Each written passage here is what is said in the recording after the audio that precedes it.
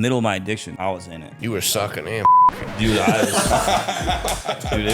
it was wild time. That's going to be the clip at the beginning of this podcast, is that right? You didn't picture him sucking somebody's. If they don't come to work on time, we just fire them. Because I mean, if you can't be to work, we do. You can't come to work on time. You're letting your team down. Can you teach TJ how to be coming to work on time? He's not. I'm the 4th generation. My sons are now involved. They're the 5th generation. They've taken it to the next level technology-wise. They convinced them to get that checkbook out too. They're like, Dad, we want this machine. It's millions of dollars, but we can satellite in. I go to my home group in Alcoholics Anonymous, and I go to a certain restaurant, and every time I'm in there Monday night, I'll pick an old couple in there and I'll pay their tab. Honey, we need to be wherever Dressel eats so he can buy us dinner. The funny thing is, I was a male dancer for a little while. That's even better caveat to that, my email, when it comes up, it says Jace. Jace was my stage name. Dude. All right, well, here we are. Welcome to the second episode of the TAT podcast. Here at the Black Rose Cigar. And shout out to Chris for allowing us to use this space. And so we're here for the second episode, and we're gonna try to bring in some more banter and some more laughter. And the man behind the lens is joining us today, and so we're excited for that. And also Chad. And so as per usual, we'll introduce ourselves. I'm TJ. I'm a business owner, I'm a father, I'm a person in recovery, and I'm a person who wishes that he could play golf. And pawpaw. And a pawpaw. My name's Josh. I'm a business owner, business partner, a dad, avid deer hunter, and I like picking on pawpaws. Josh Elchert, I'm going to say Dad first because I didn't say it last time, so I'm hoping that big mistake. Sorry, come out in the clip or the long version if we could edit that out. Also a business owner, partner, friend. Actually, our guest is one of my partners, so hopefully we can get into that a little bit.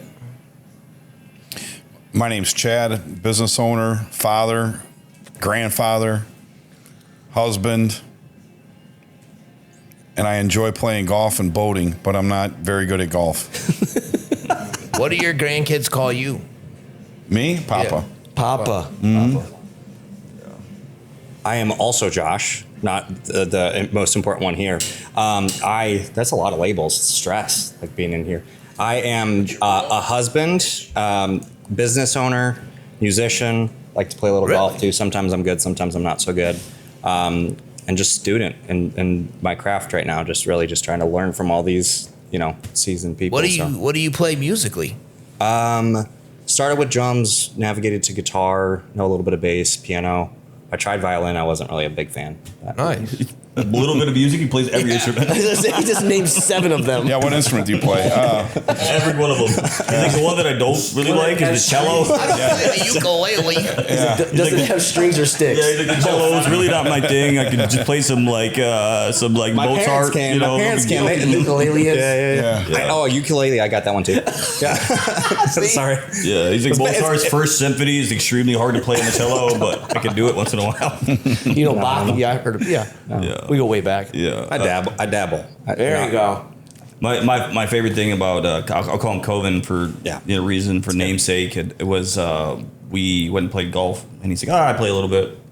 So we're there and we're on the first tee. And his first drive is like 250 in the middle of the fairway. And I'm like, a little bit of golf. And then he proceeded to beat me. I think he shot 82. So he plays more than just a little bit of golf. Yeah. It was a lucky round. Yeah. Anytime you beat him, kudos, please. Yeah, they always ask everybody that plays with me, like, did you beat him? Every time you just got to bring it ground up, bring you back to the ground. Well, investigate behind the scenes. Like, did you play with TJ today? Who won? Yeah, for sure. Who won the round? I mean, TJ is pretty good. He's got some length. Our office manager beat him on the 4th of July. I was there. She was playing on the pro tees. He was playing on the women's tees, and she still beat him. I was there. I got to see it firsthand. Yeah. She's good, dude. Yeah. She's really good. Did she beat you too? Yeah. Probably. Yeah. She beat all of us. 82. Yeah. She's great. Yeah. I was like 90s maybe. Yeah. I was happy with that. I was like 80s, but that was a good time. That was fun. So obviously, like our guest is Chad Buck, and we're happy to have him here. And every week we're going to bring on another guest and showcase a business here in Toledo. I think it's important to network, and it seems like Coven's going to start joining us, so we're excited for that too, and to create up some of that banter, and so we're just gonna ask some questions, so we're gonna start with you. And can you give a rundown of Bruck Brothers first? Sure. Or Hannah's, or whatever you want to talk about. Yeah, so I own Buck Brothers Asphalt Paving and Concrete. I took it over in 1997. I'm the 4th generation.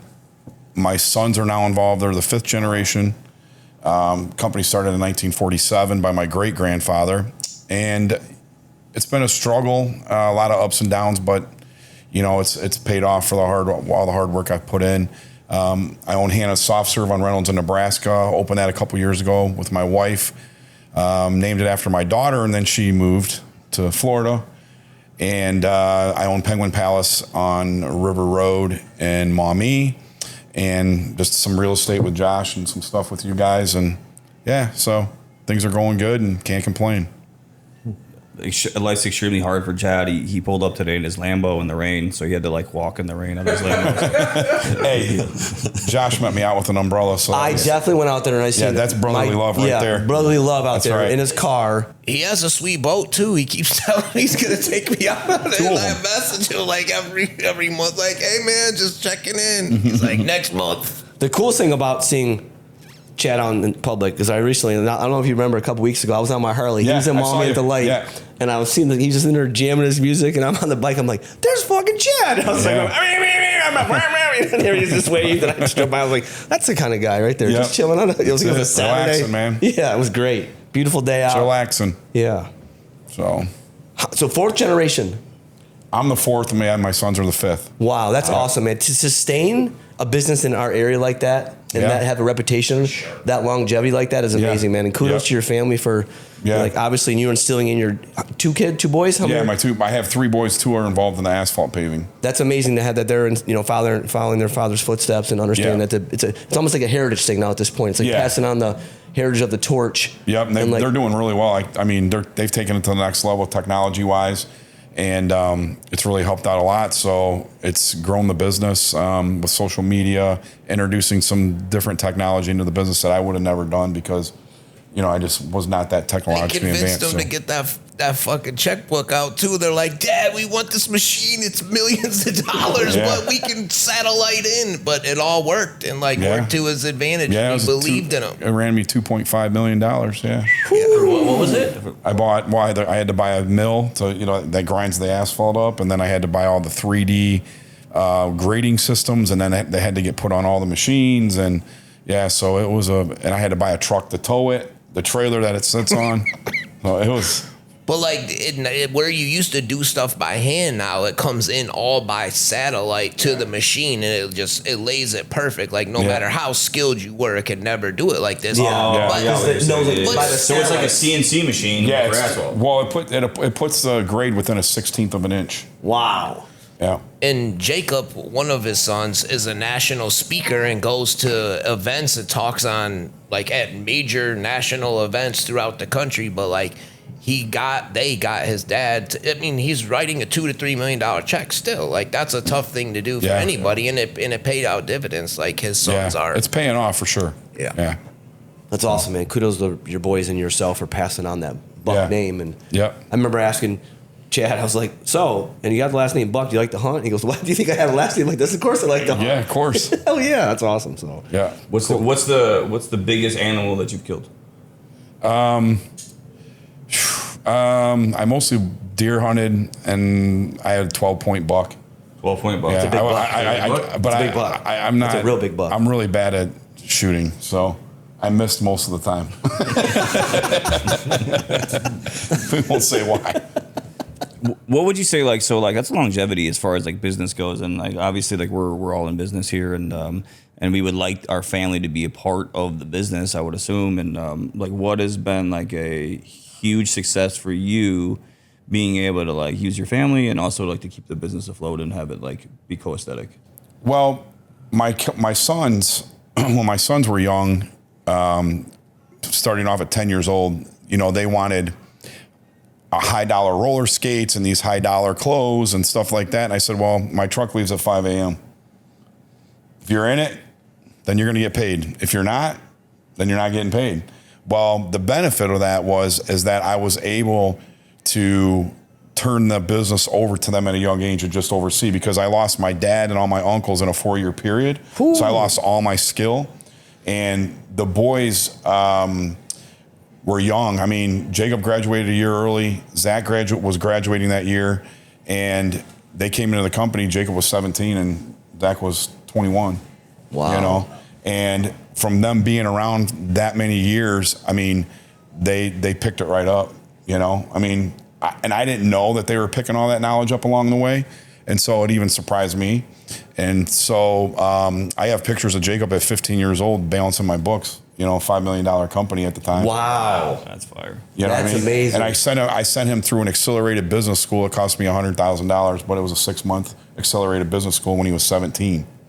And so he's very, you know, I mean, bankers and stuff can't even believe that he was at his age that he was doing what he was doing. The fact that you just said you sent your 17-year-old kid to school for 6 months for $100 grand Yep. shows that you're investing in your family. Yeah. Yeah. But the thing is I could have taught him a lot of that stuff, and I did teach him a lot of it. I just couldn't teach it accelerated like that, you know, in a way that he would understand. So, but I mean, it was everything from accounting. I mean, he came back to my office and said, Dad, every 15 minutes that it takes for us to leave the yard in the morning, it's cost us $75,000 a year. So he bought a timer. So when they come in the morning, they have 15 minutes to get out of there. Wow. Yeah. I mean, that's how precise he broke it all down. And when he was 12 years old, he came to me and he wanted to become a member of this book club, and he had like 100 books read by the time he was 15. Wow. Business books, yeah. So he took interest in it really fast, and he graduated a year early from high school. Can you teach JJ how to become to work on time and be to meetings on time with that accelerated class? You can't accelerate. We are really slow. Yeah. Well, if they don't come to work on time, we just fire them. Because I mean, if you can't be to work, you can't come to work on time. You're letting the team down, and it goes into that 15 minutes. So if you're not there, then it costs us money. So, and nobody's ever late. We have a banter between the three of us that if one of us is late, it's $100 a minute. Mm-hmm. So we kind of like bust each other's balls. TJ's at $4 million right now. I'm only at $1 million over. Yeah. Yeah. Well, that's probably why he drives a Lambo and I drive a Cadillac. So. I'm sure you're always late, right? I'm getting better. I'm way at fucking $100 better a than minute, TJ. you better be. Yeah, I'm way better than TJ. Yeah, I call TJ to make sure when I'm on my way to make sure that he's on.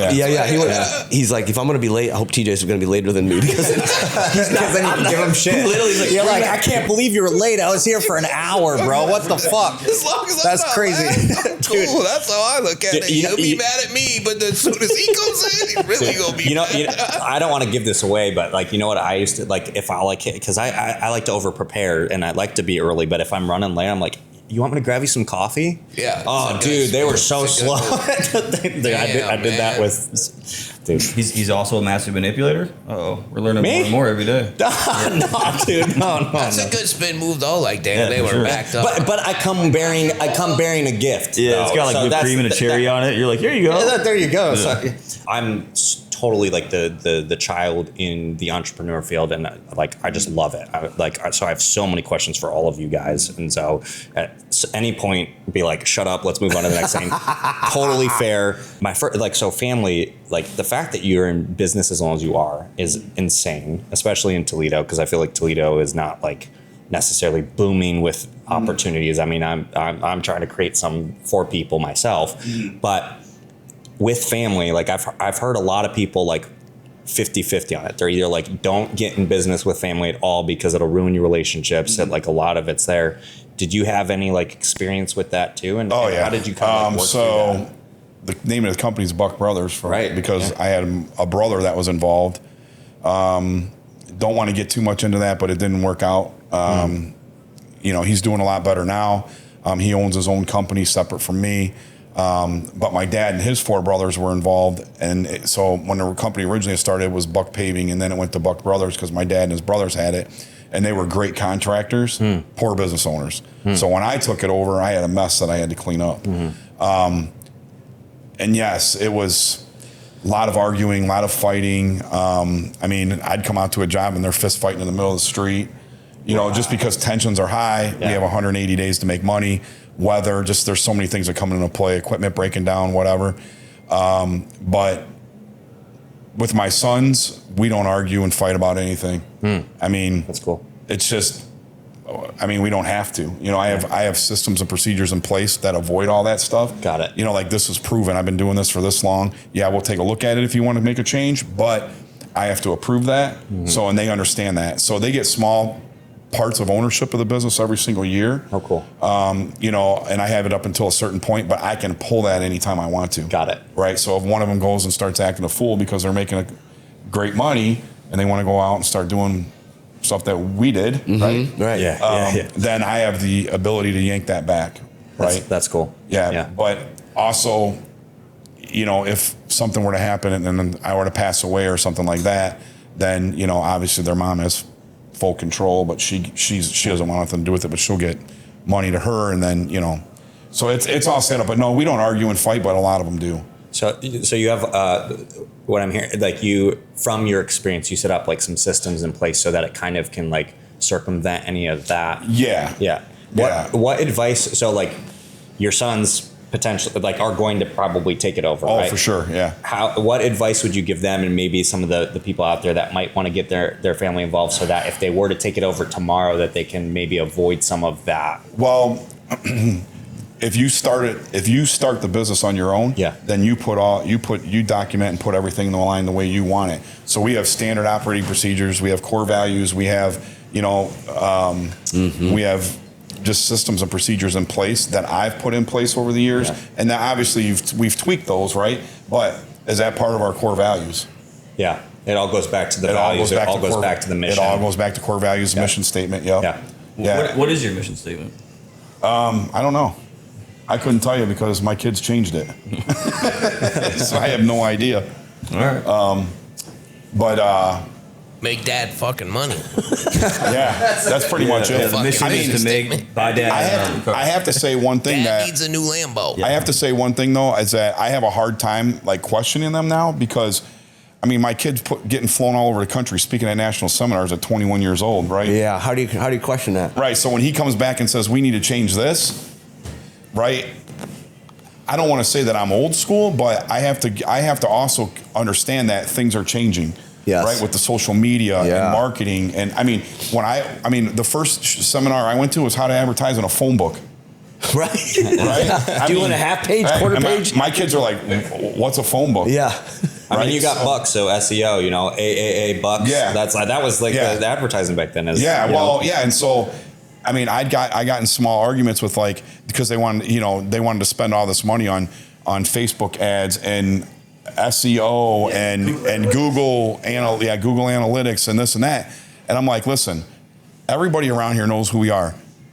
Dad, there's this many people that are moving into the area every single year. Not everybody knows who we are, right? I'm like, okay, how much is it? How much?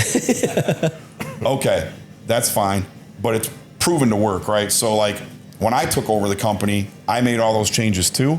And then when they came in, they've made all those changes.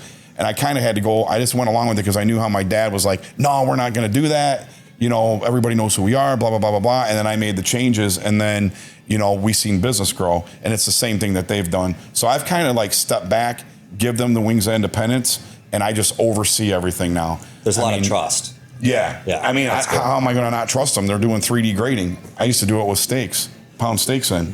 Well, that 3D system's way more accurate than I am. There's a lot in there.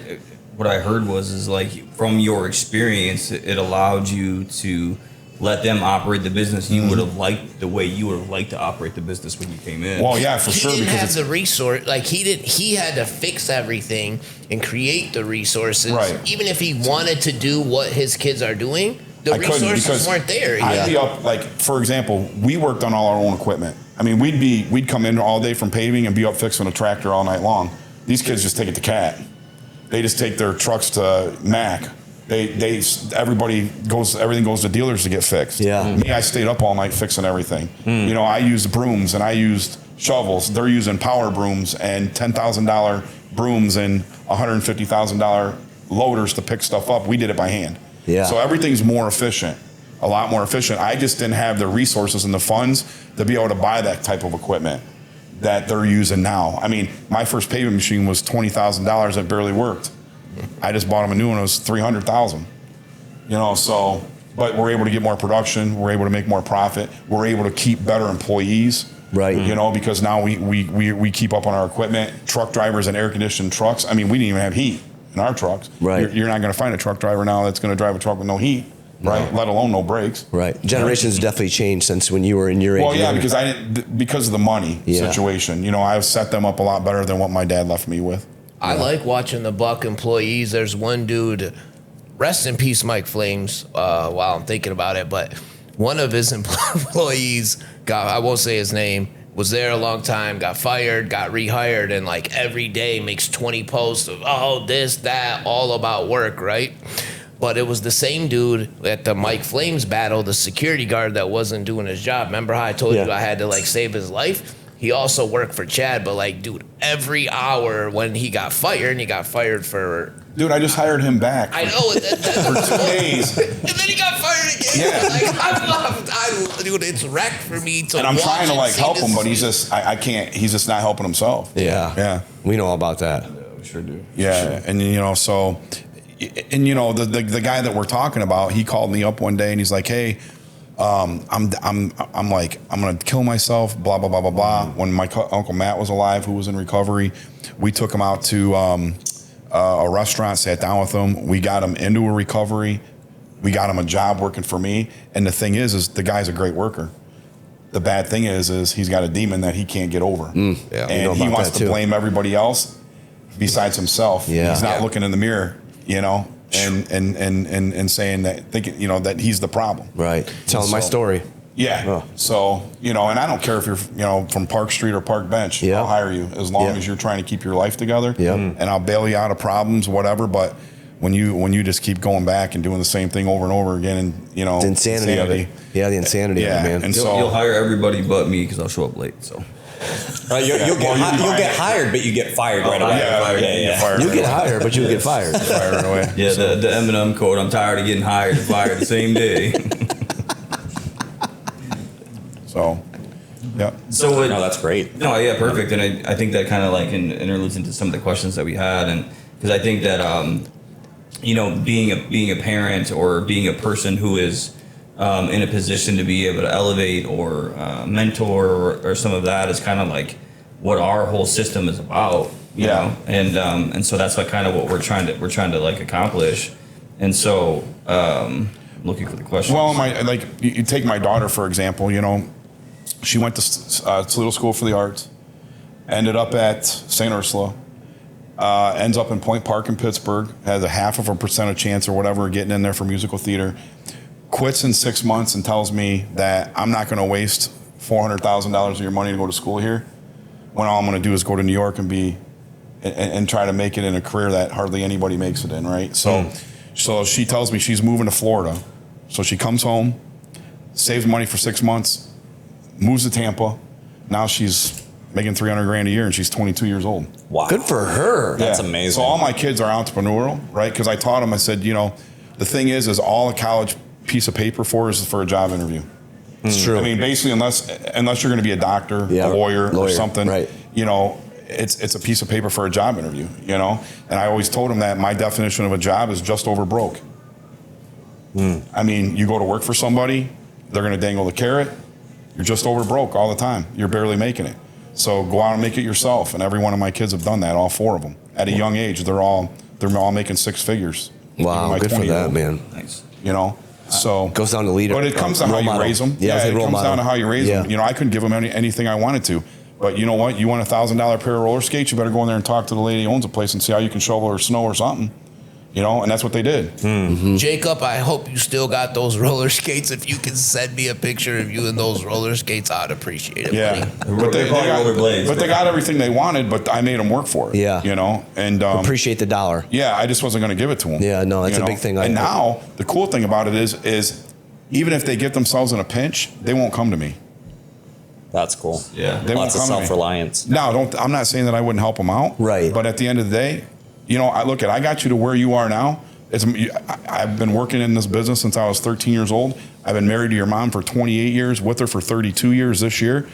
And she spent the last 20 in this house raising you guys. And now it's our time. Yeah. So go make your own money. I set all you guys up. Go do your own thing. We're doing ours. Yeah. I love that. Yeah. I'm working on that with my son. So my son, he's 20, and I'm just falling into like the business aspect, and we've started to develop this relationship, and he's like, obviously we're always our kid's superhero, you know what I mean? And like, it's up for us to put on the cape or not, you know what I mean? Yeah. Even sometimes if it's not a cape, it's a towel, and we pretend it's a cape, it's whatever, right? Yeah. And so now I kind of have I have a costume somewhat, and so. Yeah. But he's like super invested, you know what I mean, and which is really really cool, and so I've been trying to instill him in that, because it's I'm not going to hand him. Well, anything. is he working with you guys? No, that's what he wants to, and so but in order for that to happen, it's like you got to show me. You do, and the first thing I told my kids is when I hired them, from the time they were 18 years old, I make sure that they max out their retirement every single year until they're 26 years old. I said after that, I don't really care what you do. But you're going to max out your retirement fund every single year until you're 26.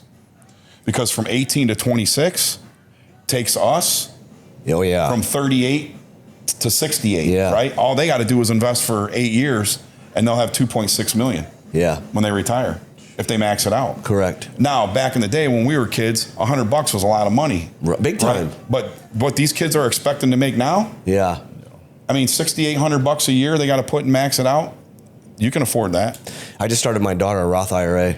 Yeah. And she's 2 years old. Yeah, exactly. Because that's what you want to do. Yeah. My grandkids, I did the same thing. Yeah. And that you want to build generational wealth. That's it right there. That's basically what you want to nail on the head with that. Because before us, we didn't have any. We were broke. I mean, we were all raised with nothing, right? Yeah. We all know where we came from. Yeah. I didn't have nothing. If you can set your kids up as long as they're responsible, but you wouldn't, your 19-year-old self, you wouldn't want $500,000 in your bank account. It killed you. Yeah. You know what I mean? So you almost killed yourself without it. Yeah, but right. I mean, Facts. Right. But at the end of the day, though, we have to set it up to where it's in a responsible way. Correct. So that they don't go out and act like fools. Yeah. It's not like you're raising them to understand the appreciation of what the dollar actually means. Exactly. Yeah. I mean, you can't become president of the United States till you're 35. Yeah. Right. So, I mean, if you go back to your 35-year-old self, even your 25-year-old self, pooh, man. You got to release the money at some point, but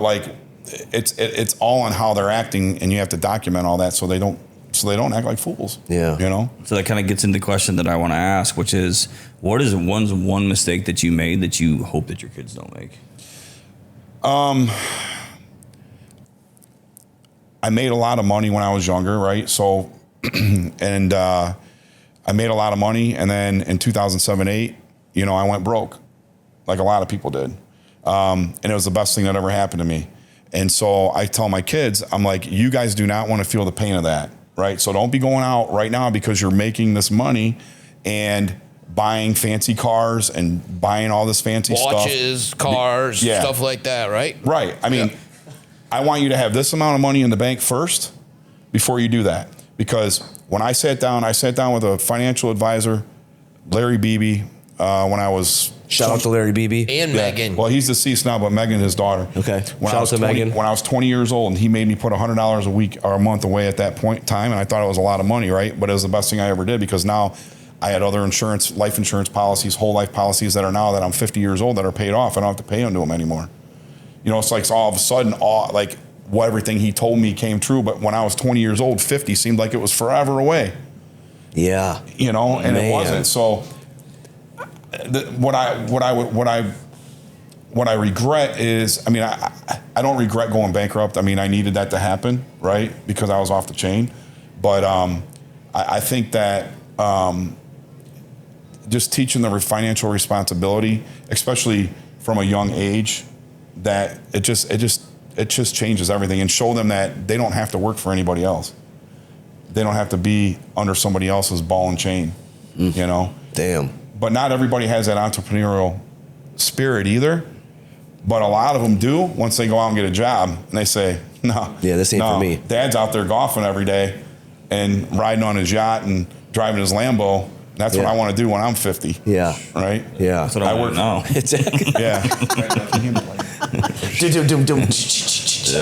I have a follow up to that. So I feel like so I come from more of the like I'm a 1st-gen entrepreneur. Like it's not in my family. Like I was taught you got to be safe, got to do this, go do the W-2 thing. You got to have like insurance by the time you're 26 and all that stuff. And it took me I felt that. That's 97% of America. I felt it for so long, and I finally like this year took the plunge to do it, which was like for me scariest. Now I'm like, dude, I wish I would have done that sooner, and that's what I knew was going to happen. And I'm like, I'm 31 now, and I like for me, I look at the 60, 80-year-old. Hopefully, I get their version of myself, and I'm talking to that version. I'm like, I don't think that version would regret me not like staying longer, but it would he would certainly regret that I didn't do it soon enough. Yeah. So I did that. But it's still like I feel blessed to be amongst people that have gone this path, and I'm learning. So my question is for kind of all of you, because you're each at different components of that. And so you taught your kids this entrepreneur thing. I have like my digital 5. They're mentors that aren't like local because I didn't like have a group around me. So I read, I get that.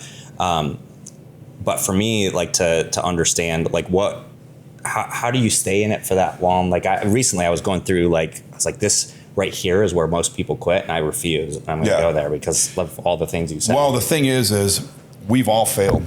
Yeah. Right? Yeah. And Mostly I've taken all my failures and I've learned by those. Yeah. And so, I mean, where I'm sitting right now from the outside looking in, I'm sitting on top of the world, but nobody knows what it takes to get there. Nobody knows that I'd come in at 5 o'clock in the morning, I'd go to a job and somebody dumped my roller in a truck well, or dump salt in my tanks, or I mean, just sabotage my stuff, catch my building on fire. I mean, I've had a lot of brick walls that I've hit along the way, but I just plowed through them because I refused to stop. And not only that, I wanted to prove to all the people that were against me that said I could never do it. That's it. That's a why big the name of driver my for vote me. is never say never. And that's why I love that. him and I were never supposed to be in to get business together. Yeah. Because I told him I'd never do anything with him. Yeah. Well, Our first LLC is never say never. So our first LLC together is never say never. Because I love that. Because he said he'd never do business with me. No. Perfect. Yeah, I said I'm never buying shit with you.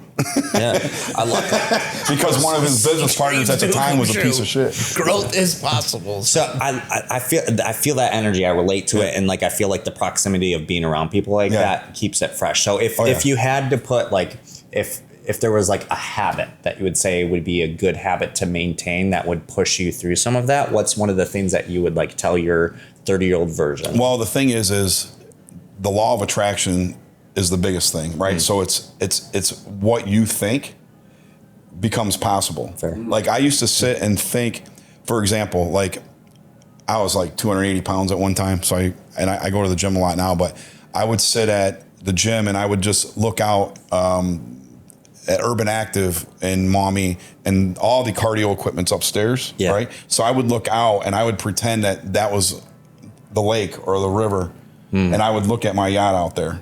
Right. When I went to Florida, I would go to West Palm Beach, and I would go to the Lambo dealers, and I would go to, and I said, okay, I know I can buy this. What do I got to do to get it? Right. Not that I didn't say I'm never going to have this. I said, what do I have to do? And what are the maneuvers that I need to make to get there? Yeah. Right.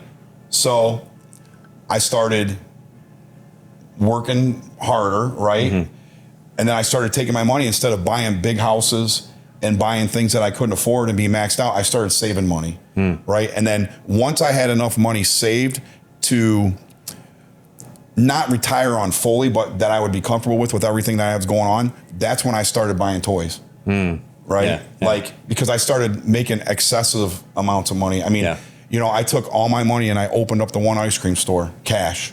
Wow. I opened up the other one, cash. I don't owe anything on any of them, right? And so I built multiple streams of income. And so what I did is I said, okay, how am I going to make other people trade their time for my money? Damn. That's deep. That's a message right there. Yeah. Right. So what I did, I said, okay, how am I going to do this, right? Josh and I bought a building together. What we buy, 50 grand. We paid for that. Sold it a year later for 150. Yep. Right. Dubs. Yeah, I mean, Dubs. so I mean, just stuff like that. Like, so you want to start looking for real estate, good partners. Yeah. Right. And it takes a long time to find a good group of guys. In all fairness, we bought it for 50, sold it for 145, but we did do a heavy $6,000 rehab in an improvement. So Yeah. Heavy 6 that grand. was one of our best deals because we collected the rent. We got it we got a fully occupied, one tenant left. We filled the other one at market rent. So like we collected rent for a year, and then just over a year, you're not paying short-term capital gains. It goes to long-term capital gains. And Justin Spann, who I believe just sold another one of your investment properties, he bet me that he could sell it for I think like 135, and I was like, yeah. So we made the bet, and shout out Justin. I think he's great, and he did it. And then, we kind of. But you have to make sure you have a group of people like these guys here that, since you're younger and they've been around, they'll answer any questions for you. Yeah. I mean, I learned from older people. Yeah. My grandfather taught me, don't ever question the guy with the gray hair because you're not going to be able to teach him anything. Right. So when I was young and I was your age, that's exactly what I did. Yeah. Like, certain real estate guys at the time, I would call them up and I was surprised. I'd ask them a question and they just spill it out to me. Why? Because they don't have anything to lose at this point in the game. Yeah. Right. Yeah. So, just asking questions is huge.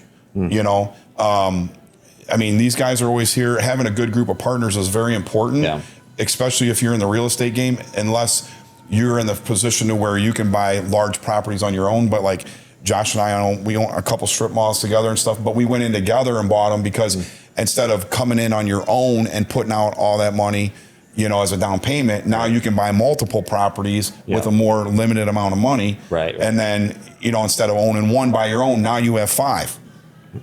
Right. Another to piggyback off that too, like for somebody your age, so the bank looks at you differently, and so one of the ways that I was able to get loans was I own 10% of 53 total properties, but when you turn in your personal PFI, personal financial statement to the bank, PFS, they just see that that you're in the LLC that owns the 53 properties, right? Whether you're 2%, 50%, it doesn't matter.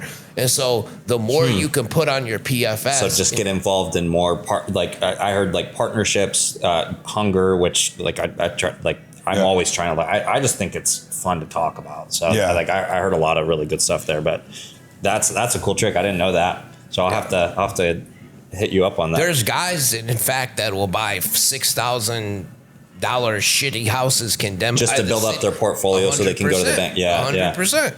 Yeah, I'm kind of bootstrapping right now. I mean, like I feel blessed. Like Cameron over here, who's crushing it right now. Cameron's a camera guy. Yeah. Dude, like I do marketing, so like I can understand like some of the things you said. That's my world. I love it, and I love being like for Toledo. I'd like to basically partner with people and make Toledo an area where you can have creatives like Cameron come in and build a company that way. Yeah. Very passionate about what I do. I just want to make sure. Like I've been told all these different things, like you don't want to get investors, you don't want to get equity. There's just so much to kind of like. It all depends on how you want to go about it and who you trust, right? Yeah. I mean, Josh runs the properties that we own together. Yeah. I don't question any of it. Yeah. Like he needs something gets fixed, do whatever you got to do. Yeah. Because I trust the fact that he's a good partner, right? And so I don't want to take on all that responsibility on if there's a maintenance issue that goes bad. But so I think that if you can build yourself a core group of a few guys that have some capital that you can invest into something, and then go to the real estate meetings, like the real estate breakfasts and stuff like that, so you can get to know and network, because that's because them guys they're gonna let you know of off market properties first. Yeah. That before they go on the market, say, hey, we got this coming up. Is it something that you're interested in? And and you're going to be nervous at first, right? And if you're not nervous, there's a problem, right? Like if you go in and buy a piece of property and you're not nervous, there's an issue, especially when you're first starting off. Because man, you got to rehab it. Like, who do I call to do this? What am I going to do here? Yeah. But once you get through a few of them, you know, it's no different than Monopoly. Houses turn into hotels. You know, that's great. Yeah. I appreciate that. Thank you. And then you're building multiple That's streams of income. Right there, houses turn into Like, hotels. I'm gonna have to rewatch that because I'm just like sitting here present. There's a lot of good value in that. Yeah, I appreciate that. Yeah, and there's just so much that goes into it. I mean, if you think about it, like, you know, you buy this house for $30,000. Let's say you want to rent it instead of flip it. Right now, it's worth. You buy it for 30. You put 30 in it. You got 60 grand in it. It's worth 120. You cash out refi. You take your money back and you rent it. Now you take that cash and you buy another one. Yeah. You know, and you so real estate. That's what that's a big key. I'm hearing. It's a way to diversify. Tax-free money. Well, and it's tax-free money, right? It's tax-free when you cash out refi. Yeah. So you have to decide: am I going to flip this house and sell it? Is it going to benefit me tax-wise, or am I going to cash out refi and take the cash and buy something else and rent it? Keep going. And keep going. It just, you know, and then them houses get turned into strip malls, and then they turn into what these guys are doing, buying big buildings and putting businesses in them, and then you rent them out to yourself. I mean, my wife owns the ice cream stores. I own the business, and she pays me rent. Right? Profit in the business goes up, so does the rent. Hey, honey, that rent's due. Exactly. Rent on the first. Yeah. But I mean, and then you know, so but it just depends on what you want to do and what your skills are and you know and what you're looking at to do. But obviously, it's to become wealthy. Yeah. Become financially independent. Well, the thing for me is like, so I like my personal passion is I want to have like enough fuck you money that it doesn't like all the people that like, hey, I'm taking my family and my wife's family, we're going on a cruise. I'm not sweating. Yeah, I'm doing that in January. I'm paying. That's my goal. Like I don't like money's cool. I think it's an opportunity to be able to like do cool things. Like so, for me, that's what it's about. So like, yeah, wealth in that sense. I grew up poor, and it's better to have it than not. I guess that's a good question. So like, I feel like you're probably a guy who like, there really isn't that much more money that could really change the lifestyle that you created. So you kind of like hit that point, which is where we're all trying to get to. Where So it's can we brought you here to ask you if we can borrow some money? Yeah, basically a master class, if you will. Yeah. Give us a whole master class. That's kind of what I'm struggling with right now because it's like, okay, what do I do next, right? Like, I'm 50 years old. What do I do next? Because, you know, my house is paid off, my condo's paid off. I don't really have any debt, right, except for through the asphalt company. And it's like, okay, what do I do next? I mean, my kids are all out. I don't need a bigger house, right? What do you do? I don't know. No, I wash my boat every day and I go to the gym. Good for you. And I look over the numbers from all the businesses and, you know, I go cut grass or whatever. And that's the thing is like, you know, I'm having a hard time like figuring out like, what am I going to do? Right. Cause I'm kind of bored, you know. You should coach people. Yeah, so it's so now it's like message right there, Josh. My wife and I are, you know, we're going to Niagara Falls and then we're going to Put-in Bay and we're just doing a bunch of stuff together, and it's really changed my marriage because there was some struggles there because I was never home for years. Mm-hmm. You know what I mean? So we kind of had to rekindle all that, and so in 2018, you know, I left, bought a new house and everything. You know, and it wasn't her fault. It was mine pretty much because I was never around. Yeah. So what would you say like the most like? So I think a lot of times this is like something that I try to do with like clients is like to invoke like spirit and so asking this question is like important. I think it's like if you could do one thing every day for the rest of your life, what would it be?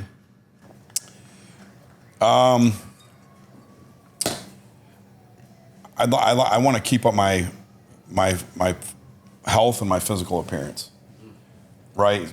Because I was heavy at one time, and so you know, and as you get older, it's harder. It sucks. It's hard. Like it takes a lot longer for recovery. Yeah. It takes longer, you know, and so and there's only so much golf and fishing and boating and stuff that you can do, right? Mm-hmm. So it's like I'm always out there. Okay, can I rehab another house? Can I, you know?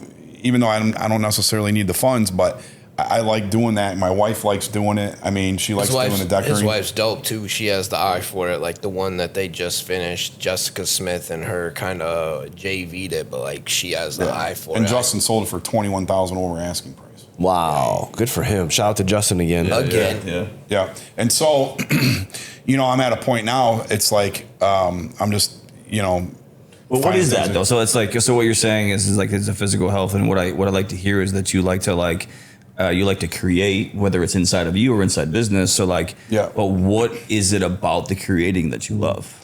I think it's the challenge of it, right? There we go. I think that it's the challenge of the start to finish, product. And not only that, it's kind of testing myself. And it's like, you go on to bigger things and it's like, okay, can I really make this happen? So it starts here, and it ends up here. Yeah. And then you surprise yourself because you did make it happen. Right? I mean, when I bought the Taco Bell on Reynolds Road, I had probably 15, 20 people tell me, oh, that's never going to work there. That ice cream store is never going to work there. I'm like, well, there's 23,000 cars a day that come by here because I did a car study before I bought it.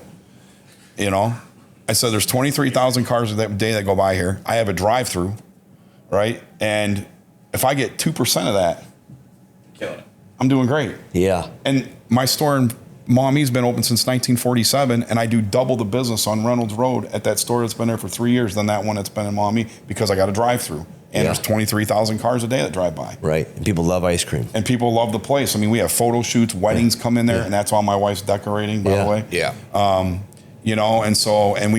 we put all the top products on there. When we opened the store in Maumee, when we took that over, they didn't use real Oreos. They used fake Oreos. They didn't use real Reese's. So we use all brand name products and stuff. So, it's the challenge of I told you so, basically. Again, over and over and over. Yeah. Because you're always, no matter what, there's always them people out there that are going to tell you can't do it. That's not going to work. That's not going to happen. But if you visually see it through and it looks good on paper, you can make it work. But you can't just put it out there to work and then think it's going to work on its own. I mean, my wife puts still 30, 40 hours a week at the ice cream stores. Not that she works in them, but just the marketing and the advertising and the, you guys are always doing something too. You're always doing something. I see it on social media. To go back to the law of attraction, so Chad kind of is my mentor in a way, but like, not only is it visual, for me, how I applied it when he talked to me about it is I visualize the people that I want at my table, right?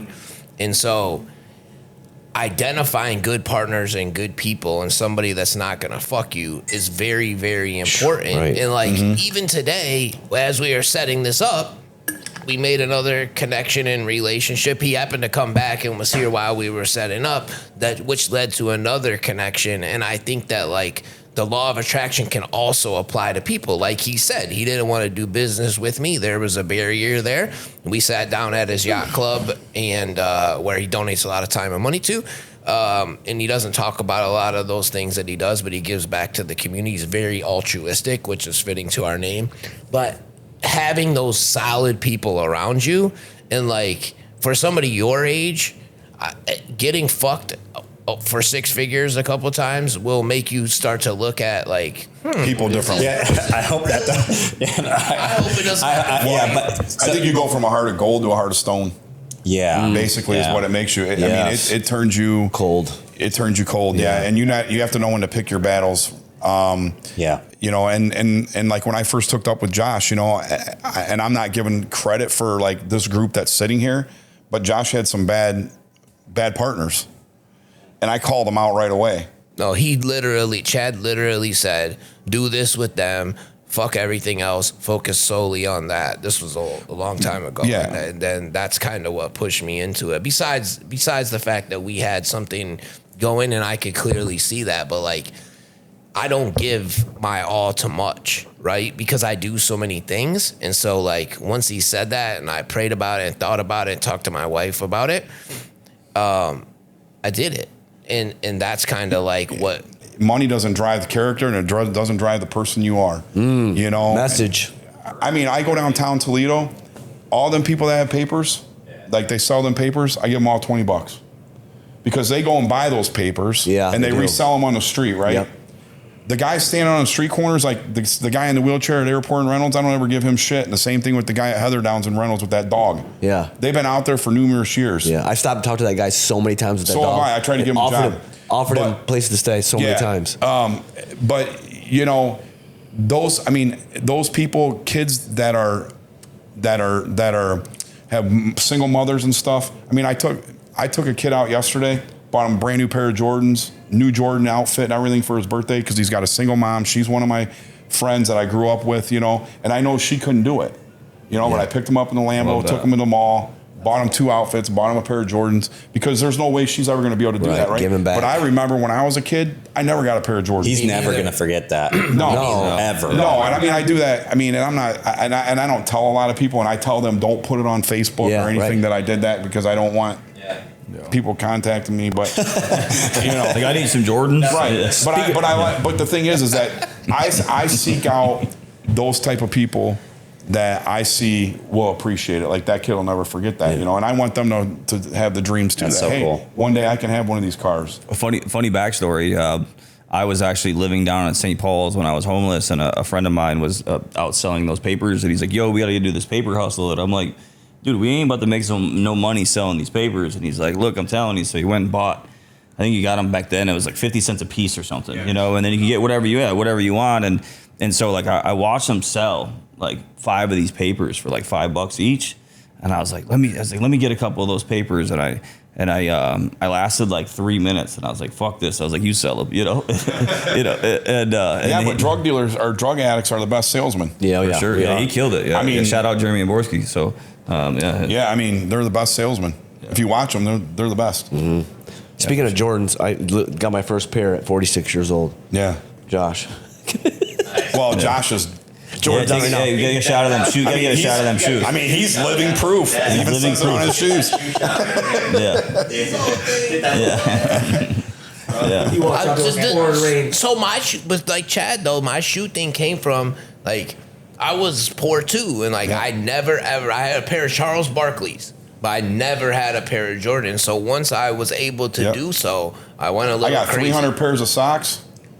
Because I never had socks, and I probably have 70 pair of underwear in my drawer. That's my wife. Call her now. I buy all new underwear and socks every year. Yeah, because I didn't have them. Yep, you didn't have them. It was like one thing every year. So once a year. Yeah. I replace all my socks and underwear. Yeah.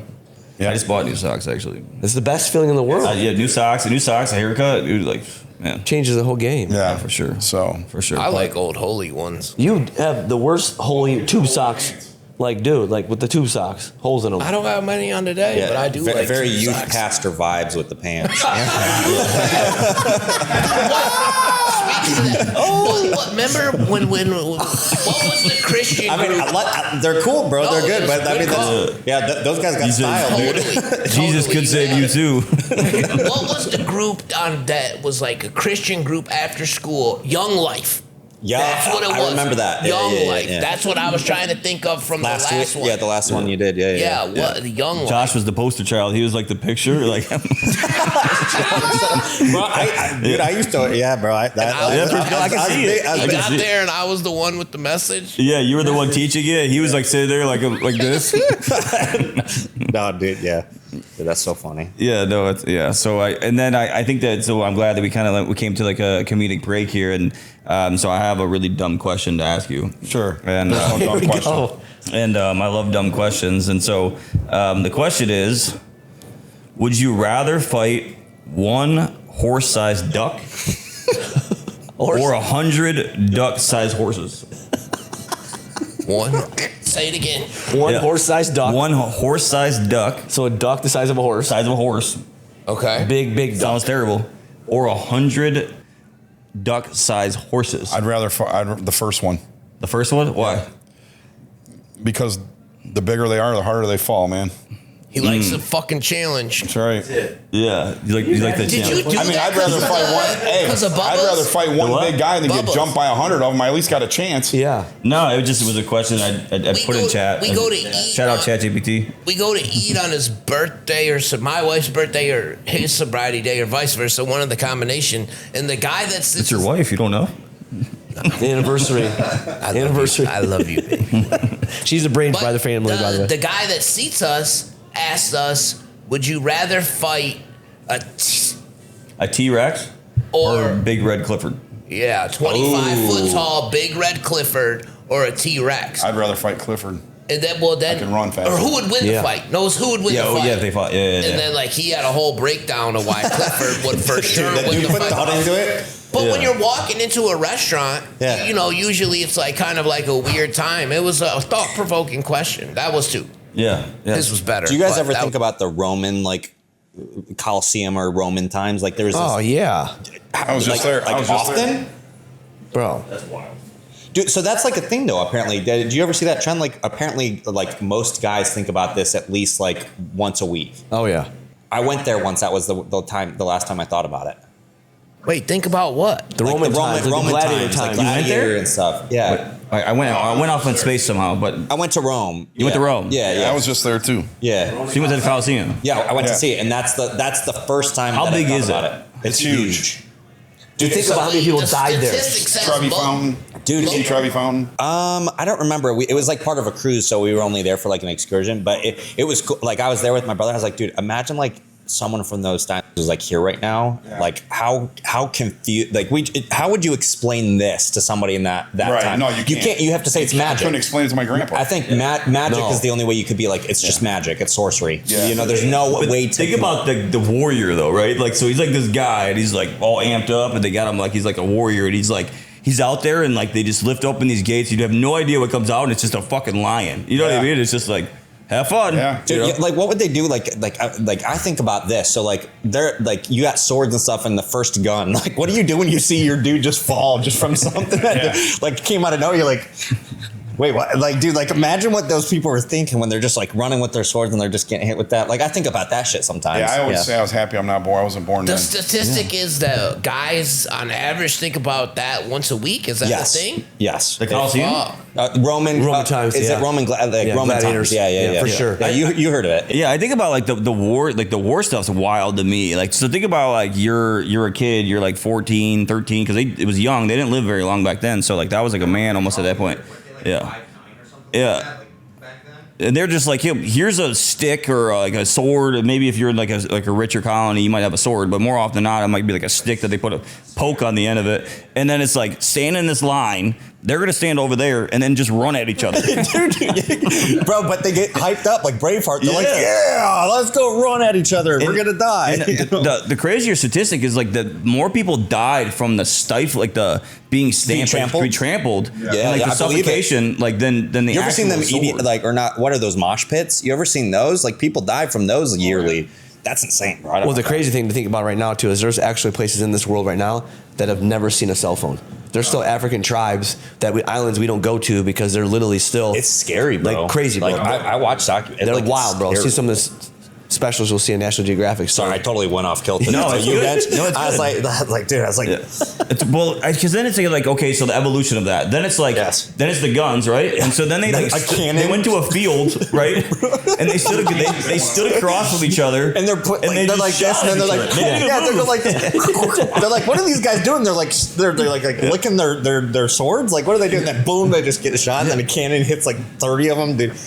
Bro, I don't know. I think about ball and musket, man. Then there was a guy like Chad that came in. He's like, "Why don't we like storm from the side? You know what I mean? Like, why don't we Like, change things up here a little Fight bit? these fuckers. Yeah, like why are we looking run at each other? straight at them? Yeah, guerrilla warfare. Like, imagine the first time that happened. That's like, what I mean. You're running, and all of a sudden, people come out of like the ground and dude, Start I'd be- blasting you. yeah, dude. That's Yeah, crazy. I do think about that occasionally, it's but like- I don't it's think like about wild. running like. I could ever, not too. imagine. Could you imagine like you're just standing across a field? They're like 200 yards away, and you're just like, all right, we're just gonna. It's the May the most best man ridiculous win. thing Yeah. to think about ever.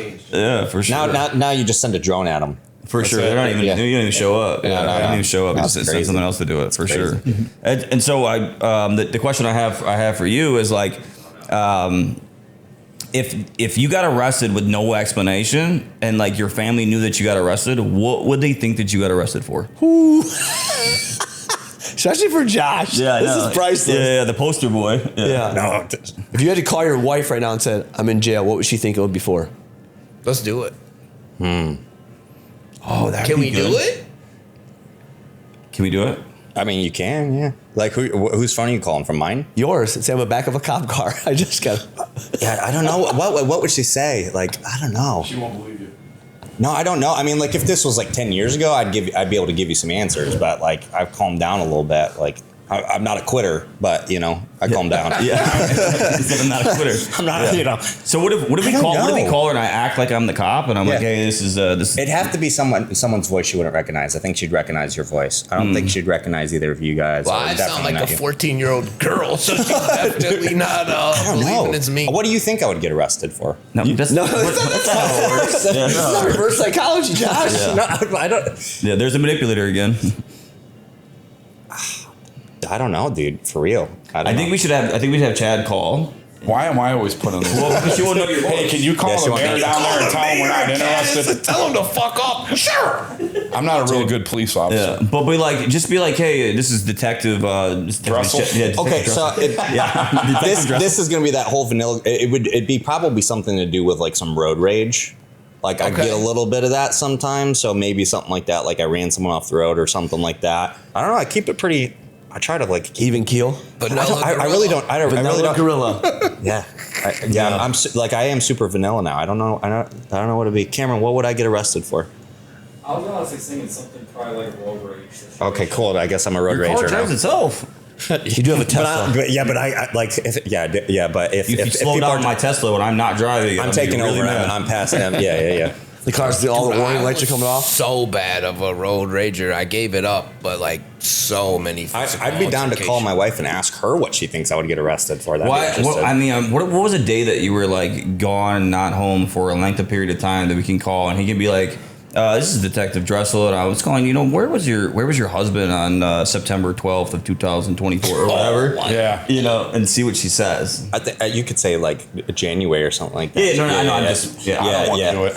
Yeah, I'll do it. Bad actor. You'll do it. Yeah, I'm down. Not late tonight. We'll record that in another session. Okay. Yeah, I mean, I'm down. Let me spend some time on it. But like, I don't have an answer. I'm stumped. Yeah. What for real though? What do you think I would get arrested for? From your perspective, yeah.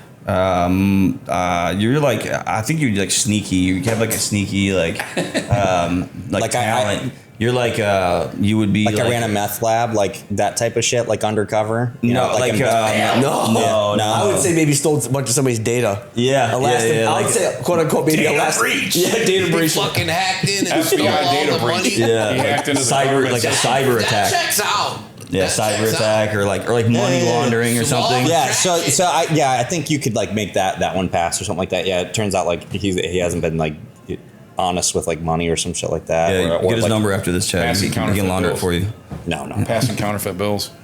Yeah. I'm boring as shit. Sorry. We should figure out how to steal some money through the internet. Is that a thing? Can we work on that? Yeah. What do you, Josh, like Elchert, like what about you? What do you think that your family would think? I think I know the answer. They for sure would think that I was in a physical altercation because I've been in so many physical altercations in front of them. Like you heard my oldest son, like I was in Monroe, road rage situation. And like, I prepared him. I'm like, look, man, you know the deal. Stay in the car. And I jump out and I run up to the thing and it's a dude opens the door. He's about it too, right? Slaps his cane on the thing and gets out. And it's like an old ass man. So thank God that time I was able to calm myself down. And then like my son, years later though, that traumatized him. Even though I didn't put my hands on the old guy, like how I acted up until that point, it traumatized him, and he's like that. He's the exact opposite. He's 22. He's bigger than me, stronger than me, and he's just a completely opposite of that. That is not him in the least bit, but it scarred him. And then another incident, Circle K on Cigar and Alexis. One time, I was probably 4 years sober, and they upsold me on chew, right? Like a buy one, get one free or whatever. I got in the car and realized that they charged me full price. So I went back in, and at that time, the cashiers would have their brothers and family standing there. And I'm in a hurry. You know how I get sometimes, especially you both do. But so I got that face on times 10, right? Because I didn't want the fucking second can of chew in the first place. And now you charge me twice. So the girl's brother comes up and is standing right here, like literally his nose touched me. So I go off. I start fighting in there. Then I go outside and I close the door and I will not let anybody come in or leave. Then a good Samaritan socks me. So Melanie Schwartz, shout out Melanie, and my wife jump out, start scrapping, and it's like us versus Circle K and the innocent bystanders. And then I left and I calmed down and I'm like, well, I'm 40 years fucking sober. Like, I'm going to jail. I'm going to fucking jail. So I called 911. And they're like, come back up here. And I went back up there. And the only saving grace to the whole, dude, it was a melee. The only saving grace to the whole thing was there was no audio. So it's the camera of me going back in, showing my receipt. And like, you couldn't hear what I was saying. And then when the dude came over to me, they viewed that as like the antagonistic moment. But then the cop was like, but you ain't have to do all that, man. I was like, okay, I gotta go. So, quick story. I knew that was going to be his answer. I know him pretty well. But like when we were first developing out our partnership and our friendship, he's like, you need to come up and check me out. He's a coach. He coaches like 37 sports for kids and every sport. Yeah, he coaches all sports, and it was his daughter's basketball game. Oh yeah. And so I go there, and I've never been to this school, or I've never St. Joe, Sylvania, mind you. Yeah. And so like I really never even met the kids and the wife just a little bit. And I show up, and he's like going off on this Karen, dude. She's like probably, I don't know, 60 years old, like lady, and he's just like yelling at her, like leave me alone, blah, blah, blah, and like it was like cussing her out, and he's like we're not even supposed to be playing this game, and so I had to like get in between the two of them, right? And I'm like, I'm like, Dad, it's like 9-year-old basketball, like, and he's like, you don't understand, and I'm like, well, I do understand, they're 9, and so I end up having to talk to the lady, and she's like, well, the way he's acting, and I moved her out of the way, and and she ended up like sitting there just like antagonizing him, and I could tell like what that was, and so all said and done, I like told her, when I was talking to him, I was like, I'm gonna make sure that he apologizes, and I go to him, I'm not apologizing to him, and I'm like, for the sake of our partnership and our friendship, I would appreciate if you did, and he did.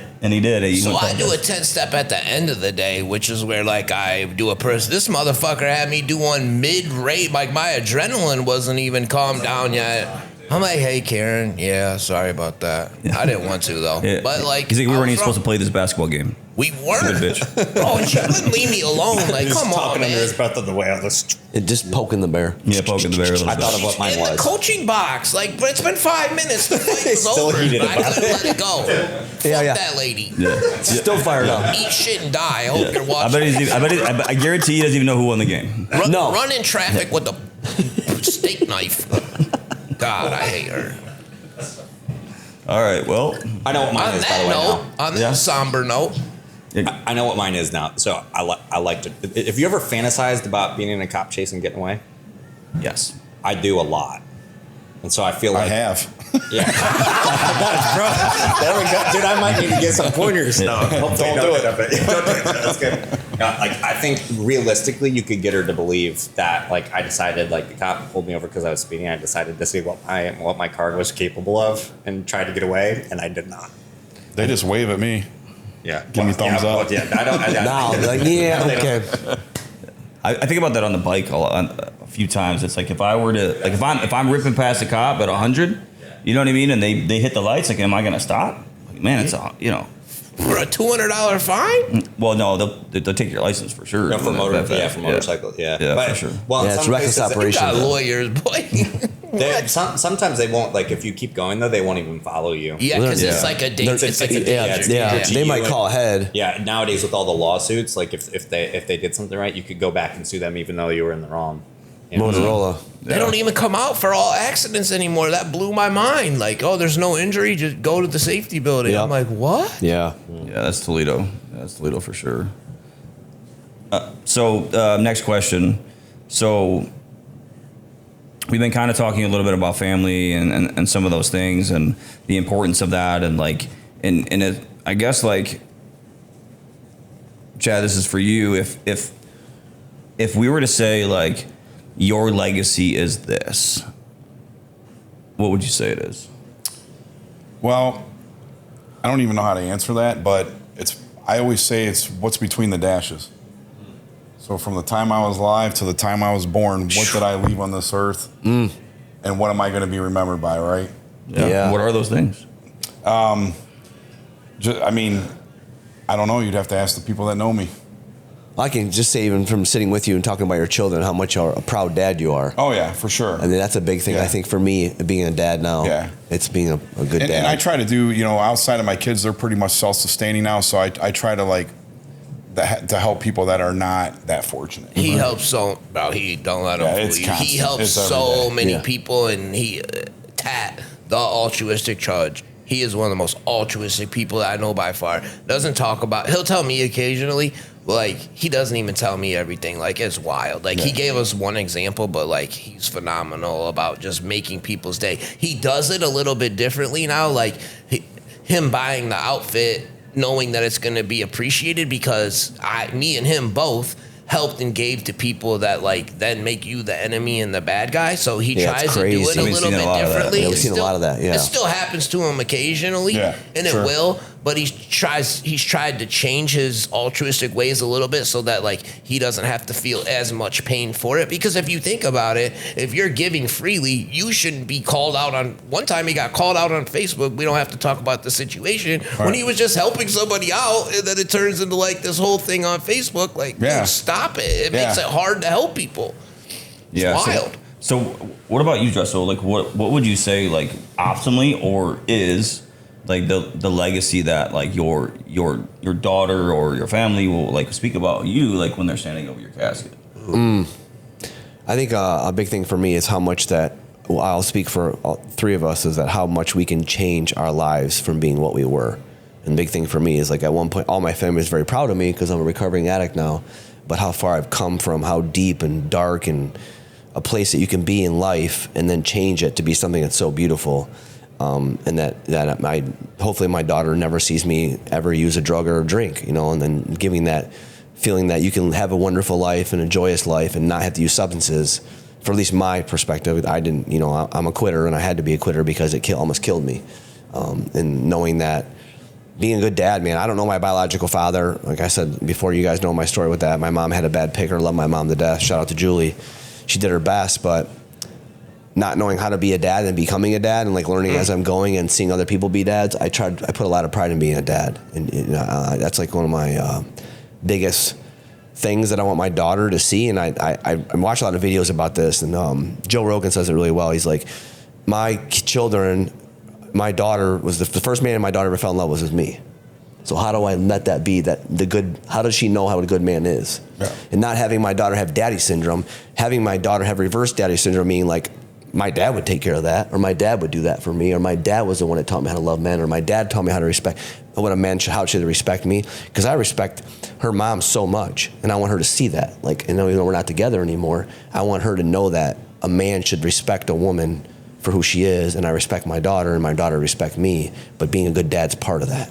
It's not just dropping the, again, even what Chad said, it's being a good role model for my child, even at the age that she's at now, of being able to say no, but balance that and giving love too, and explaining why.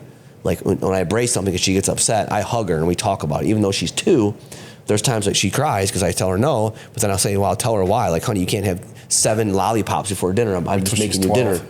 Yeah, it's one of those things. You just, wait till she's 20, right? Exactly. Yeah. So it's those things, man. No, not 20, 12. Yeah. Dude, for him, how he looks at those points in time when it's not his night or his day, and she checks in on the FaceTime, how he looks, I think for us when we're there, it's the energy is contagious. How everything goes by the way. It's something that I have 4 kids and I need to give them more attention, and my oldest is probably worse of that.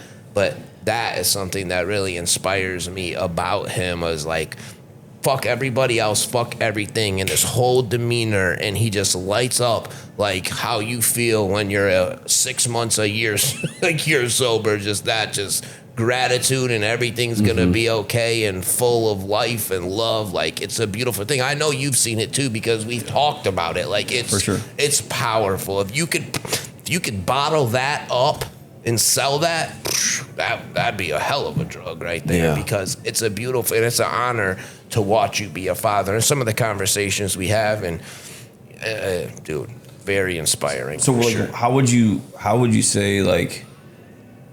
So obviously, like, some of us, not all of us, kind of know, like, what we refer to as the old Dressel. How do you think that your daughter has transformed your heart for it to reflect in your business, like your partnerships, like these moments, like what do you like? How do you think that has affected you?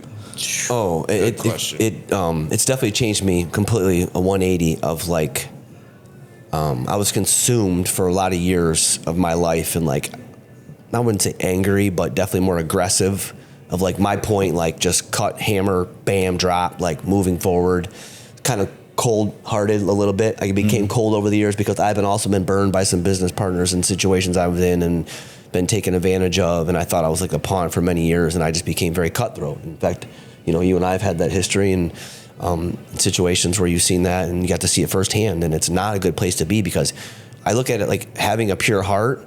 Like, in having a pure heart, you can't have like a negative mindset. And I used to have such a negative mindset, although I have a decent heart, but my mindset sometimes would be very negative. Heart. Yeah. Like, and now like I look at it differently, even today, for instance, like you called me, and I appreciate that, because you called me in a situation where the old me started to come out a little bit, and I had to talk to Josh about it today, and I talked to him about it and like said, hey man, I'm sorry. Like, it's not somewhere I want to be, because those things will re-creep up, and that's not who I want to be anymore. I don't want to be that cold-hearted, shut you off, not listen, do the fucking job and shut the fuck up. That was me. Like, do your fucking job or go the fuck home, or I'll replace you. Always been that way. Like, because I'm the person in the room that if you ain't gonna do it, I'm gonna do it. I don't care. And I'll never ask anybody that works for me to do something that I wouldn't do. Okay. Like, I'm the king of mopping, king of... Yeah, and you don't want to do that because it builds a bad culture. Exactly. So it's like, at the end of the day, it's like, how do we change that? It's like, we got to work with them and show them and live that way and not be that way. And like, she's given me a gift because the amount of love that she put into my heart. It's like, the Scrooge, the Grinch kind of blew up his heart. Like, she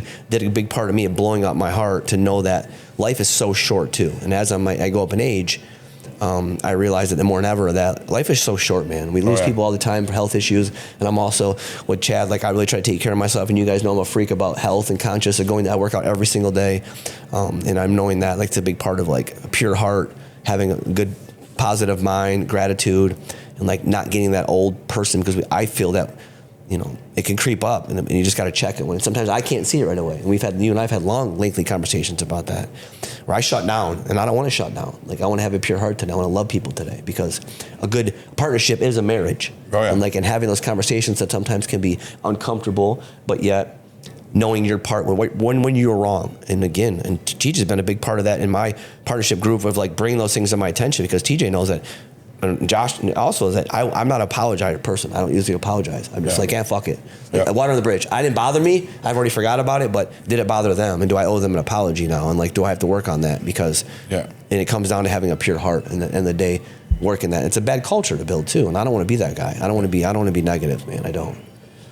I thought that like when we started this partnership that like he was going to be the axe, and Dressel? Yeah. Yeah, that's what I really thought. I'm like, all right, well, we got somebody that's going to be the axe. Like, I can be the compassion, and Josh can be the whimsical, idealistic person that like sells the dream, and then that wasn't that, And so like he was just like, it's whatever, And I'm like, what's going on here, and now I've kind of turned into the axe, and so like, which I'm getting better at, but like I've turned like the cold heart, like you're talking about, because of partnerships and like situations where I had a lot of people in my life that like supported what I thought was my vision for myself, but really what it was a vision for me that they needed to support their vision.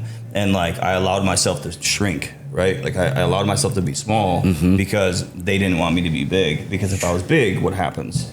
And so like, I've become cold because like everybody who I thought was for me wasn't, right? Yeah. Like they're not sitting here in this circle, you know what I mean? And so like the people that are sitting here in the circle, and like Chad's a new venture partner, and like I love what he brings to the table. Yeah, absolutely. And Coven, like what he brings to the table, and hopefully Cameron, and like anybody who wants to be a part of this partnership at TAT, like let's go. And as long as the vision is that it's pure, like let's make sure that what we're doing is like pure at heart. and like there's no like greed or selfish mentality that like I'm doing this because of the benefit of what I get, and who cares about everybody else. And so but like in that, it's like yesterday, which was super weird to me because like I'm a really nice guy. Like outside of like the normal like of work, it's like if people know me, like I'm just like a nice guy, I get along. Like everybody like is riding in the golf cart with me because I'm just like the morale guy, And so like I was at Central, and we have a new hire there, and she's like, I just hope that he doesn't fire me. It's like I heard her say that. And I was just, and Roxy's like, yeah, she's worried you're gonna fire her. I'm like, why? Like, but like because of what I've become at the business is like I'm the axe. You know what I mean? So like I'm the one that's setting the structure. Like I'm one of the ones that creating the policies and the procedures and putting things in place. And like everybody needs to kind of get in line with this for us to be successful for the culture. And so like I had to go in there and like talk to her. Like I'm not really that. Like just do your job. And like you don't fire anybody, they fire themselves. Man, yeah, for sure. That's it. For sure. That's the number one statement right there. And so like it's a weird position for me to sit in because like I'm just a nice guy that like I want to see people do well, and but like also like I've always been like the honest person where it's like like I'm gonna hold everybody's feet to the fire. Like you know what I mean? You say you want to do things and let's do it. Like there's no trying. Like the biggest thing that I've ever taken from a word of advice was like trying is an excuse to fail. Like either we do or don't do things. Okay, like there isn't anything else. There is no trying. There is no trying. That's it. You know what I mean? Like me saying trying is like giving me a rationalization or an excuse to fail and be okay with it. Like I'm gonna try to do this. It's like, well, no, like I didn't try to get dope every morning. Like I got dope every morning. There was no ifs, ands, or buts. And so like I've taken that and like internalized it. Like if you say that you're going to do it, do it. If you're not going to, then just don't say you're gonna do it. Right. You know what I mean? Like, just be a person of your word. So, like, and so, like, I guess I went off on a little bit of a tangent, but it's like, it's a little bit. Yeah. it's great. It's great to see, like, people really, really change. You know what I mean? And, like, and for him, it was his daughter. And like, for Josh, maybe it was, like, the Circle K situation where he's like, my anger is really an issue. He's going to management classes. Yeah, and like for Chad, for a person who has everything, like he lost everything, and like it allowed him to see what was important, and so now he has everything, and he's like, he's trying to figure that out, and like that's it, man. Like that's the key, And so, Coven, what would you think that like, what would be best case scenario of like what we create here for you? I thought you were going to ask me the Dash question. I kind of had prepared for that one, but I don't know, man. Like the Dash applies to this. So for me, like one of the thoughts in my mind that drives me is like, I hope one day I meet God and he said, well done, my good and faithful servant, is a verse that sticks with me. It's on my thing. And that's for me. I'm good with me. I'm good with my family. I'm good there. And I want to arrive there tired, exhausted, because I put it all out for whatever this might be. I put it all out for my family, for my wife. If we decide to have kids, I put it all out for my kids, like for my team, for the people around me. Like I don't want to leave any like gas in the tank at the end. And so, I mean, I just feel blessed to be in a position now, like for the longest time. And I feel even more blessed because I'm helping people get out of a situation I was in where I felt like, it's like, oh, we found someone good, let's hide them in a corner and not give them opportunities and like kind of like dim the light a little bit. And then I took the jump and now I'm like, oh, wow, there's people that actually like you said, like have the law of attraction and get really good at the skill set of like understanding people's motives. So, I mean, I'm just excited for whatever it is. I feel like I'm so young in it that I'm just trying to be open-minded and be willing to learn and be like understanding where my morals and values are. And if it doesn't align with it, then, I mean, that's how we run our business too. Like we talk to a lot of people, and if they're not a right fit, they don't have integrity, they don't have a passion for what they do. I'll toot my horn for a second because I usually don't. We know what we're doing. You can give me anything to market and I'll find a challenge and I'll make it work. But I can't give you the passion for your business. And what I've found is people that are passionate about what they do, it makes the whole thing way more cohesive. It takes our skill set, we're able to apply it to that. And if they don't have integrity, they don't have like those, like the integrity, a passion for what they do, we don't align. And so for me, that's kind of like one of the things in my partnerships that I'm looking for. And I'm sure along the way, I'll pick up more traits that I need to look for in signs. But, other than that, I'm just open-minded. I'm excited. I mean, perfect case scenario. I mean, that what I said earlier, like we build enough wealth that I can like take care of people in a way that you're able to. Like, you know, Dave Ramsey says it, like he goes through his steps and at the end is just give generously. And I want to be in a position to do that, whether it be with my time, with my finances, with whatever it is. I want to build that, but also stay grounded so that like in my relationship, you know, the balance, which I think doesn't exist in the entrepreneurial world. Like for me, I can't shut it off, but I'm present in communicating with that. So yeah, I don't know if that answered your question, but it does. And then so I'm going to ask you a follow-up question that I think that is like for me, because I worked in the industry, is like a huge indicator in like how people treat people. If I were to ask you the last time you went out to eat, how much did you tip the waitress? I don't remember the last time we got. I mean, it's minimum 20%. Like it's always. What are the deciding factors for you? Part of my past life, I worked in the food industry. There you go. I think every single person should either work in retail or work in the food industry. Have to. It should be a requirement so that they can have empathy and sympathy towards that, because you don't really know the behind the scenes, like you said earlier in the business. You don't know, and now I have an even bigger appreciation for what you guys have been able to do, because I'm experiencing the bootstrap of it, and like there's shit. Like I mean, God bless Cameron, because like you know he'll get me sometimes and I'm just like all in my head. I'm like, but this could happen and I want to do this. And so like I have a respect for that in the same way that I do because I worked in that. I was a manager. I had the privilege of being like a manager in multiple places. I know the work that goes there. So for me, it's unless you're a complete asshole, and even then, like I don't see myself not tipping. Do you know what I mean? Because I'm always 20%. No matter how bad it is, I'm 20%. Yeah, I'm always it's the same thing. Yeah. And you like, and I like that's another situation where I'd love to be able to like triple whatever the tab was and leave it. Like you know what I mean? I do that too. I play games. Like I'll go out and I'll like play a game, and it'll be like I'll be with somebody, or I'll grab somebody that's next to me and be like what is our age gap? And like the closer they get to the age gap is like dependent on how much I'll tip them. You know what I mean? So like they're guaranteed $20, but like you get close to the age gap, it's 50. You know what I mean? Yeah. So like I make it fun too. Yeah, no, I love that. Remember Titmus? That wasn't our idea, but it's a dope idea. Like Yeah, I like that. we gave that girl $1,000. Dude. I like the idea of doing that and then like leaving and then them, you know what I mean? Like I don't even need to be there for it. You know what I mean? That's one thing I try to do on Mondays. I go to my home group in Alcoholics Anonymous, and I go to a certain restaurant, and every time I'm in there Monday night, I'll pick an old couple in there and I'll pay their tab. That's I love Yeah, I that do too. that every Without Monday. getting, Not even tell with them. or without getting caught. Not even telling them. The waitress Yeah. knows. Like, She'll look at me. She'll wink. She'll look around the room. I say, just pick one. I love it. She puts it on my bill. That's gives it to awesome. I them. do that all the time. Yeah, too, just because they're an older couple, you can see that they've been married for a long time, or think they've been married for a long I'm time. gonna steal that. But it's Yeah, I like it's that. so cute. You'll see them out. It's like it's so sweet to see them, and like it's one of the coolest things to see, like people out that age and still going to dinner Monday nights out, and like I'll balance it out. Honey, I'll go well, for the Where's that out? youngest. Because I go out 7 days a week. Honey, we need to be wherever Dressel eats so he can buy us dinner and look really cute. Yeah, Just put some like wig on, some makeup, so I can't your tell little you. slip- I'll give you some on. hints. You guys might know if you're from the Maumee area. It's in Maumee, and they have some of the best chili mac in town. is that the place you took us to? No, Is that the place you took us to? I don't know. Can't no, tell you. no, not Gotta neither of keep it a those. That's it. secret. No, not that's it. Future sponsor. No, that's a good question though. Yeah. So ready for like a little bit of a shot to the heart for the Titmus thing. I middle of my addiction, dude. Like I was in it, dude. You know, I was working at You were sucking and fucking. dude,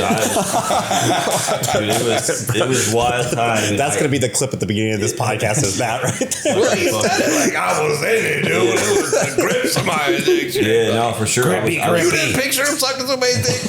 I don't know. That's just me. I mean, I am now. Jesus. Yeah. So, and so like the funny thing is, I was a male dancer for a little while, but it's not another story. I told you. Yeah. Damn, dude, you didn't have to throw that out there. You didn't have to out yourself. Even better caveat to that. My email, TJ's, like my email, my personal, when it comes up, it says Jace. Jace, it was my stage. No, dude, Cameron, I got some footage of TJ dancing in a dress. You got to use that for that dude, clip. Legit, like I can't get rid of it, dude. It's like God's like, nope, like that's you forever. Always remember you were Jace. Dude, I've changed it. I've changed all of it. I go in the profile. I've done all of it. It will not. It's like, welcome, Jace. Change Jace. Like so for the rest of my life, and everything's attached to that, so I can't like change it. It's not a terrible time. So I'm Jace forever, but it's a good reminder of like what I was. But your new nickname's now Jace forever. Gigolo. Jace the Gigolo. yeah, Jace to the stage. I was like 114 pounds. Jace Gigolo. So anyway, so I'm working at Outback. And I was already had made my money. I didn't know they had strippers there. Yeah, I made my money for the day, and actually the girl I was dating at the time was stripping. But anyway, so you were a teen. Dude, there's so many threads to pull on there, bro. Like, they both got lots of ones. They're like competing. Oh, you got some tips. Who got the most tips? Facebook page. Jason, Janine. The OnlyFans. Yeah, we probably. Damn, you clean up now. Welcome to the stage, Jace. Yeah, I would wear like camouflage short. Anyways.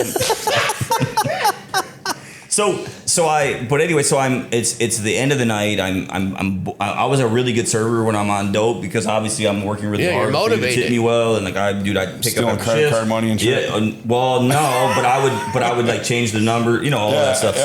So I know.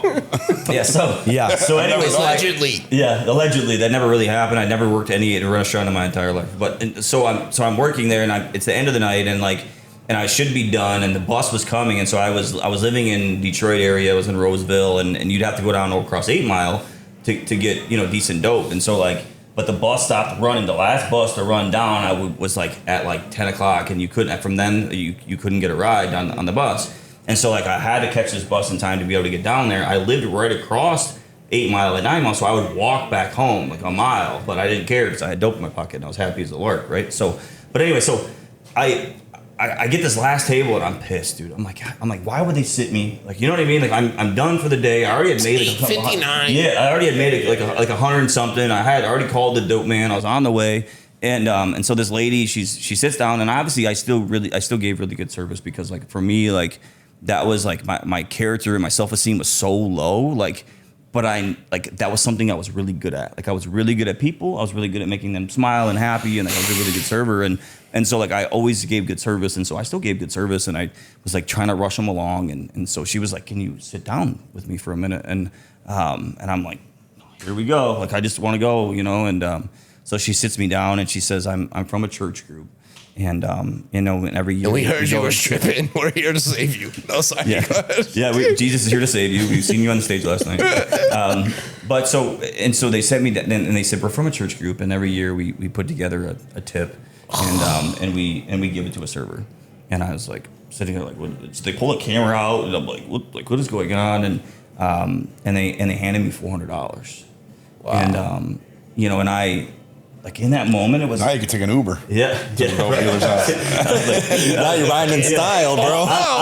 On the video, I'm gonna be able to get my son a Christmas present. Like I'm crying, and in that moment, it was like, man, like humanity was real, dude. Like I was so far disconnected from like the real world because like my whole mind of everything from when I woke up to when I went to bed is how to get another one, and so like everybody was a mark. Like every situation I was in was to benefit me, and. And she's like, God loves you, and she handed me that money, and I'm like crying, and I was just like, wow, right? And so like, I have the video. It's on my Facebook still, so we can get the video. Yeah. Send that to us. And I look like, I look terrible, dude. I'm probably 120 pounds, and I said that I'm gonna get Christmas presents with that money, and I didn't. I spent it all on drugs and. That's what I would have done. And then I the dealer, can I get double? Yeah, for sure. For sure. And but a couple years later, and when I got sober, I actually reached out to her, and I was like, hey, I just want to let you know, I appreciate what you did for me because it showed me there's faith in humanity and love and all those things. I said, but I spent all that money on drugs, and she said, that's okay. Wow. Yeah. She hit you with the revert, like full circle. She's like, God loves you. Thank you. Still loves you. Like, that's why we didn't give you 1,000. Yeah. Shout out Pam Shank. I'm still friends with her on Facebook, and she We haven't spoken in a long time, but I still do have that video. But like, so that thing that you do, like for me at that time, what a ripple effect was like, dude, it was like, it gave me a little bit of like that shot of like, man, like there's still something out there that like cares more about me than I do.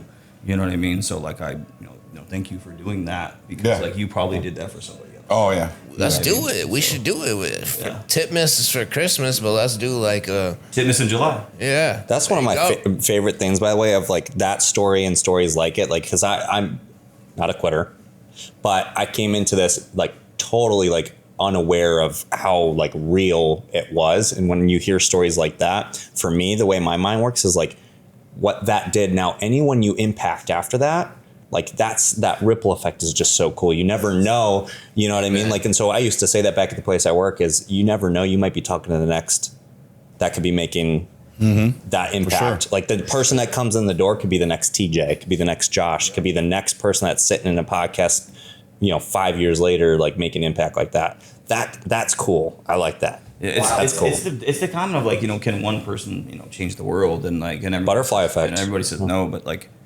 they can. Yeah. You know what I mean? Like one person can change the world, because there's a moment in time where somebody makes a decision that changes one person's lives, that is then changed to another person and another person, and that grows. And so like, and you never know when it is or what it is that you did. You know what I mean? It's wild how it will change your life completely. When I was in rehab, this last time when I went through, I was a group facilitator. Shout out to Greg Rozier. He was in a group, and he would always talk about anyone in this room could be my coworker one day. I ended up hiring him as my employee. That's awesome. So I love Greg. When I talk about full circle, dude. In situations like that, he would bring it up all the time, and I'd be in group with the clients, and he'd be like, one day he was in group for me as a client, and then I made the joke, and he took it above where he was supposed to, and he ended up hiring me as an employee. And I was like, it's crazy to think that. Look back, and he's still in it. Yeah, he's still doing that. Yeah, still is. It's so cool. Yeah. So I mean, our front desk girl, Casey, she was my manager at Lamplight when Josh fired me at Midwest. Yeah. And I went and worked there, and she was my boss, and I remember how great she was. Like I brought her on, and she's a front desk girl, and she's killing it. That's phenomenal. Awesome. Dude, she's good people. She's so good. Yeah. What's one thing for you? Take family out of it. What's the second? What's number 2 thing that brings you joy and like is close to that? How you light up when you see your daughter? Take family out of it.